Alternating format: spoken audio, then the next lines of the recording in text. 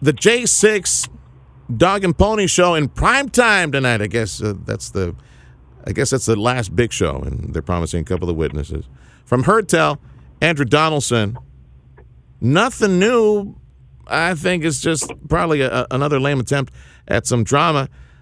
I'd like to see some of the ratings numbers on this prime time show tonight, because I tell you what I'm watching tonight, Andrew. Astros and Yankees. That's what I'm watching tonight. I don't see these people on the left getting any traction from this crap.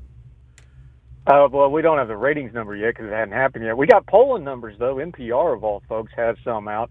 And these numbers aren't really moving a whole lot. There's a little bit of movement on the edges of the Republicans, about 12 percentage points. But it's pretty much where it's been. It's about 60-40 people that are paying attention to it and not. And then when you get into the splits, heavily Democrats paying way more attention to it. Independents, which is probably the important number here because that's who they're trying to convince here. It's about 55-45 that they're really thinking this is a serious thing to pay attention to. And then Republicans flip that. It's 45-55. But the numbers aren't really moving, but the numbers aren't moving because this is all, we're getting some collaring inside the lines. Everybody knows what happened here. It's all on video. We know, look, this has been a while coming. If you want to dig into this information, we pretty much know everything there is to know. This is just a representation of it. It's called a congressional hearing. It's a presentation of information. It is a show, and I don't even mean that all the way derogatory. That's just what it is. It's designed to be a show. They put it in prime time to be a show. They're presenting it. But I don't think the audience is really moving, and I don't think anybody's really getting their mind changed here. So pathetic. Going into the midterm election with people hurting, their pocketbook hurting, so many real issues that need to be addressed in our country. And we're talking about, dinner table issues, like stuff affecting America. And no ideas, no proposals, no contracts with America. It's just, let's show Donald Trump again. Donald Trump's a jerk. That's it. That's all they got. And that's all they're banking. Yeah, because Donald Trump is a hole in the business model. You understand, news media is a business model first and then club second, and then down around 3 or 4, they get around to actually covering news and doing journalism. There's a hole in the business model. There's a ratings hole, and we filled that up with COVID for a while. Sometimes we can fill it up with, Ukraine or something going on overseas. There's never been anything in the history of the news business like Donald Trump. Donald Trump was the best thing that ever happened to broadcast media in the history of broadcast media. They don't have, so they run home to mama and try to refill it. That same NPR poll I was just talking to you about, you're going to love this. Democrats, the January 6th committee is their number one priority, and inflation is fifth. Republicans, it's completely inverse. Inflation, the economy, cost of living, that's number one. January 6th is about fifth. It's not that people don't think it's important. People are trying to eat. They're trying to put gas in their cars, trying to put food on their table, trying to improve their own lives. That's what this midterm election is going to be about. There's a big disconnect right there, and it's going to cost them probably at least the House, maybe the Senate. We'll see. Yeah. You want Donald Trump to announce he's running for president before or after midterm? Well, the Republican Party is desperately hoping he announces it after. There's been a lot of reporting on this. There's a lot of smoke here, so there's probably some fire sometime. He's going to declare. It's a matter of when. He wants to declare when he thinks is best for him. The party would rather him wait until after the midterm elections, especially some of these Senate seats that are going to be really, really close. I don't think it would affect the House. I think the House is going R no matter what. Does that change it from 20, 25 seats to 30, 35 seats? I don't know, maybe. It could definitely affect some of these House races. Remember, down in Georgia specifically, there was some repudiation of some of his candidates. Georgia's kind of one of those states to keep an eye on with things like that. Folks in Georgia probably hope he waits. I don't know if he's going to wait. I think you're starting to see it now. He's getting itchy. He wants to be back on the main scene. He wants to be back in the spotlight. He wants to go right now. I don't know if you're going to be able to restrain him or not. Midterm versus presidential election, boy, these are two very different animals.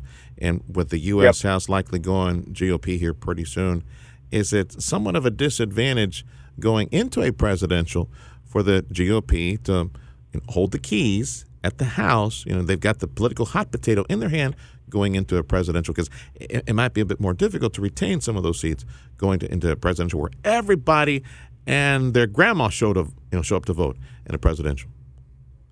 Yeah, you're exactly right here. And I've been talking about this a lot in my writing and my own show too, and people don't like this. You've got to remember, if the Republicans take the House, which everybody pretty much thinks they're going to get at least the House, maybe the Senate. If they get the Senate, this goes up even more. But if they take the House, remember, you're going to get a bounce back in Biden's poll numbers, even though they're on the absolute stellar floor right now, because now he's working against a Republican Congress. He gets to rally the troops against a Republican Congress. Now the Republicans are the ones doing it. It's not the Democrats not pushing legislation and getting all the flack from their own flank. The Republicans are in charge. Now, does that change drastically? I don't know. But if you go from 30 to 40s to 40s to 45s, now you got a different environment going into 2024. By the way, this January 6th committee, the reason they don't care if it hurts the midterms, this is all about 2024, the January 6th hearing. So you're absolutely correct. The dynamic, once we go past November this year, is going to change again. The Republicans, when they get power, they got to perform. You can't just take it and float to the next election. They're going to have to actually try to get something done here. Yeah.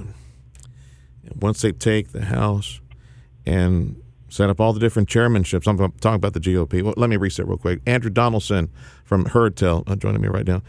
Once they get the chairmanships, get all those committees, they're going to – I can just I see the headlines around the corner where they're wrestling with going down the path of more investigations and clown shows, this time with real evidence, plenty of video and audio and pictures and all that.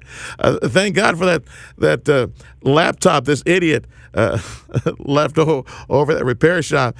Go down the path of more clown shows with Hunter and hookers and all the money for the big guy and all that stuff, or focus on legislation they know is going to fail.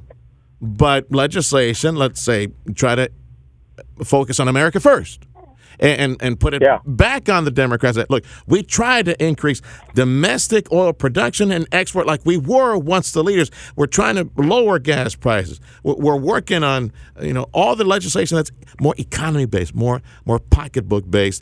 And they know it's going to fail, but at least they got something that maybe they can show the electorate 24 months down the line during the presidential run.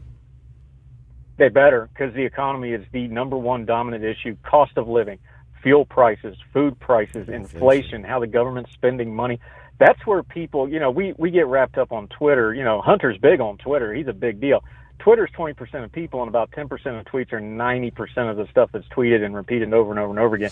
People that are hurting, that are hungry, that are trying to get by, that are worried about their school systems from the COVID mess that we put our school kids through, that's the stuff they better be talking about, because if they go through 2 years in power and try to run a presidential candidate with nothing to show for at least trying or at least bringing those issues up, and if they make the same mistake the Biden administration's been making where they try to legislate Twitterly and don't have a coherent policy, I think voters hold them accountable for that. And frankly, they should. They would deserve that, absolutely. I know it's hard for them to focus, but I hope they do, because people need to see solutions and need to see who the culprit is that's creating all this mess on energy and inflation, everything else.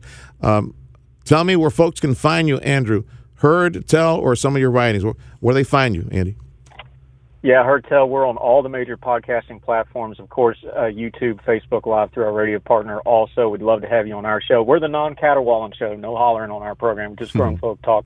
Ordinary-times.com is where I write with a bunch of really, really talented folks. Happy to be here with our Young Voices friends, and it's always a pleasure to talk to you, my friend. Let's do it again soon. Big hug to you, Andy. Thank you so much for your time. Andrew Donaldson, look him up. HerdTel.